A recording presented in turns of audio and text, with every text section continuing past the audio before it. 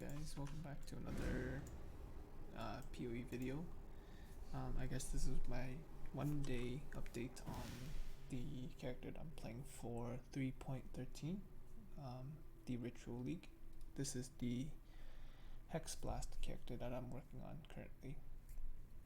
So it is a HexBlast Ignite. So what HexBlast says is that all damage can ignite, and as long as we have, if we're stacking 100% ignite chance, then all our hits with HexBlast will do the ignite. And the quirky thing about it is that for every 5 doom we have on the enemy, we do more burn damage, ailment damage. So how this works is that doom only stacks when we are self-casting the curse, and it doesn't work when we're doing blasphemy or doing some trigger stuff, right? It doesn't work from vixens, it doesn't work from anything, it's only self-cast. So we'll be self-casting flammability, and vixens will also cast elemental weakness for us, and later on when we have a third curse, it'll also cast despair, and later on I might try this build up with a black flame. And this is a archmage build, because the lightning damage from archmage can also ignite, because all damage can ignite, right? So we're stacking chaos and lightning damage in this case. So the links are HexBlast, archmage, combustion, ignite prolif. So this is for link, burning damage and deadly elements, 5 and 6, right? Very simple. For our curse, we are running, where is it, flammabilities with the intensify, so it makes the area really big, and also running sigil power, stacking more lightning damage. We have flame wall, control destruction, and burning damage. When I get a 4th blue, I'll run Ellie focus, so that's more debuff damage.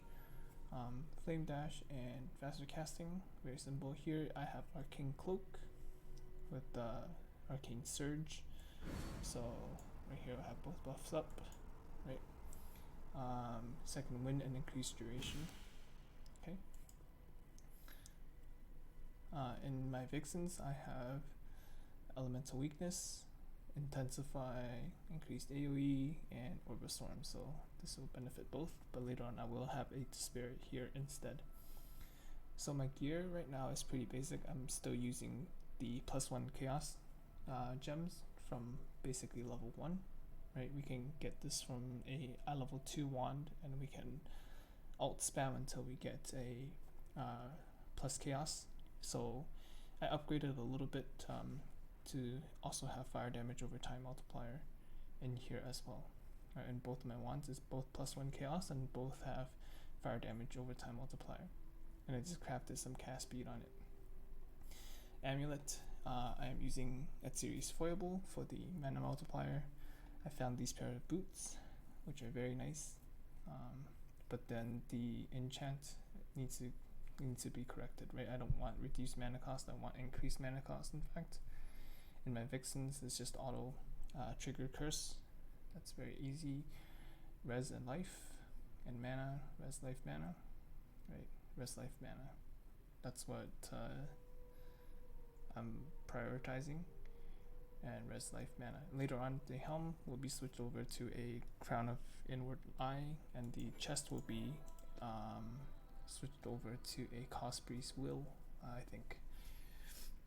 Flask, I am running the enduring mana flask because this is mandatory for the agnostic. I'll explain the tree a little bit in a bit, and just some random flasks. So I don't even have a heat flask, and I have a witchfire brew. So the tree, I am playing as a trickster. You can play this as an occultist, but I think trickster is a little better because the occultist hexproof node will also make enemies explode, which won't prolif ignite, so that's not what we want. Trying out this, so trickster will be the second best option, right? So it will actually be the best option because you don't want the enemy to explode. So coming out of Trickster, I just go straight to Elemental Overload, just following this route. Very simple. This will just be a lot of damage while leveling. And then we head up to Heart of Flames, Breath of Flames, for the extra burn damage. And then we come here for Holy Fire, and that's all the damage we're getting in terms of nodes on the tree. Then we're focusing on our mana and our curse. So here, this is just extra mana and curse. That's what we want exactly, right? Hexmaster makes the curse and the HexBlast a lot bigger, like super huge AoE node right here.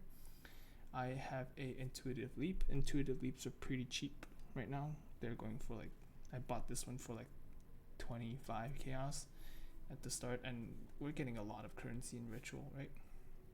So the nodes that you want to spec into are Skittering Runes for the extra 10 doom. So right now by default the curses would have 30 doom, so this would be 40. This is basically like a lot of damage according to HexBlast, right? So this would be 40% more damage with per 5 doom, so this is 80% more burn damage. Just one node, right? 80% more. And here is just extra mana nodes. So this build also grabs Doomsday. So this, what it does is it delays the doom effect. You see that delay, that little explosion, that's the max doom explosion. So like at that, when the flammability explodes, that's when it'll be the max doom, and that's where we'll take advantage of the full damage. Here we're just speccing into mana, lots of mana nodes. So mana, mana, mana, and this particular dynamo node is very important. So when I left click my Arcane Cloak, you can see my mana boost jump right over, and then it slows down because it recovers 20% of my mana, right? So that's very important. I'm running a combination of Agnostic and Mind Over Matter with the Enduring Mana Flask. So I have unlimited life sustain. Even though I have 3k life, I'm not that squishy because my Arcane Cloak provides an additional 3k HP. And my Mind Over Matter has a pretty big buffer as well. And one thing we gotta focus on is that my HexBlast hit does not have any fire damage, right? We don't want any fire damage on spell. So that's why we're not running Herald of Ash as well, right? And if we're running a agnostic build, archmage build, we don't want any mana reserved. So I'm thinking about going into Supreme Eagle with a with an Essence Worm to get a Malevolence, but that's later on because I'll also need the Watcher's Eye for it too. So right now this is not a priority, so unreserve all the mana. I'm also getting a Cluster Jewel with some fire damage over time stuff. So that's the essence, that's the skeleton of the tree. We can drop this stuff, go CI. It's pretty cool low life, that's also possible. But I think Archmage is the best kind of build. We want the big initial hit into HexBlast to do the most damage, right? So, alright, so map showcase. I have a tier 2. I don't have it done. I just got into maps. Like my res is not even full. Like I'm missing a lot of cold res. Jesus, I'm missing a lot of cold res. Anyway, it's not a concern right now. This build is surprisingly tanky with the Crab Pantheon, so I don't get stunned too often. Crab Pantheon and Shikari, so reduce the amount of dot taken. But the playstyle is very similar to EV Contagion, where you throw down EV. So you throw down Contagion first and then EV, right? And you kill the whole screen. So you rely on the Ignite Prolift to help you clear, but you can see how big my curses are.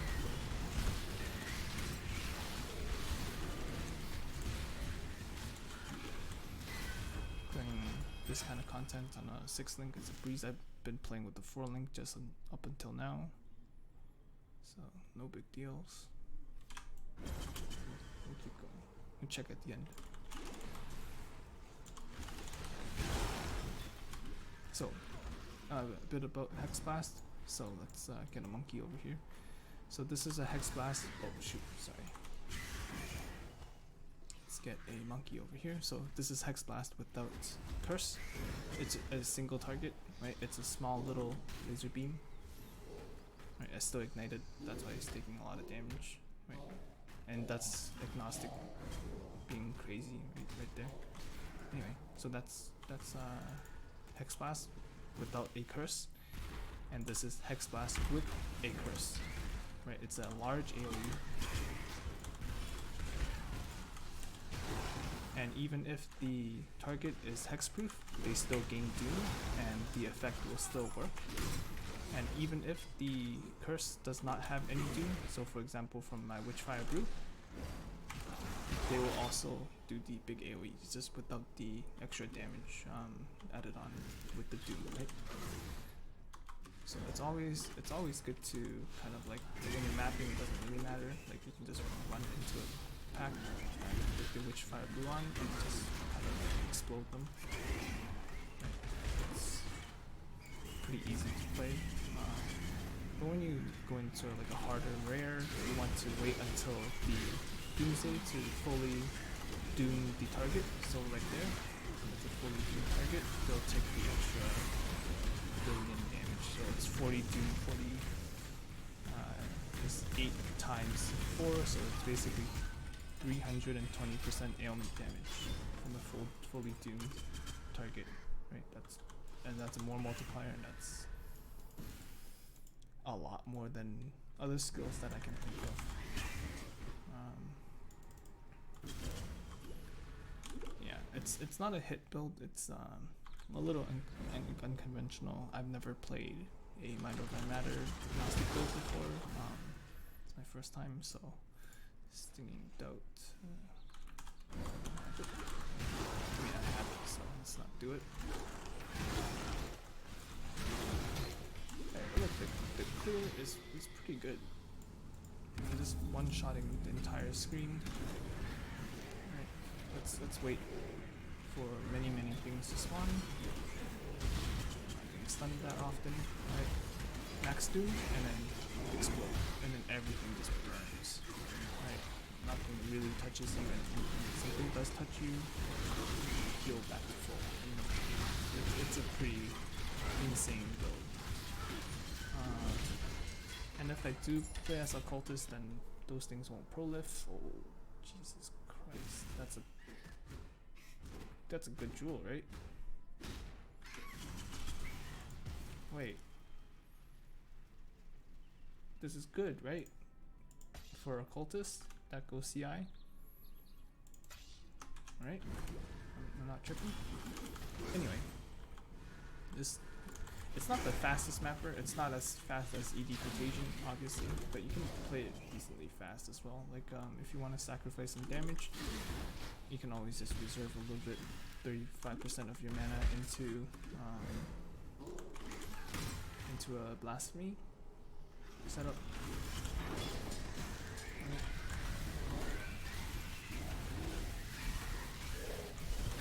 So full damage combo is it's kind of like, I still have to get used to it myself. So full damage combo would be something like Sigil of Power or the Storms, and then do your little thingy, and then HexBlast, Flame Wall. Right? So, and also somewhere in between you want an Arcane Cloak. So it's quite a bit of damage, but it takes a little bit of setup getting used to as well. Yeah, that's day 1 build.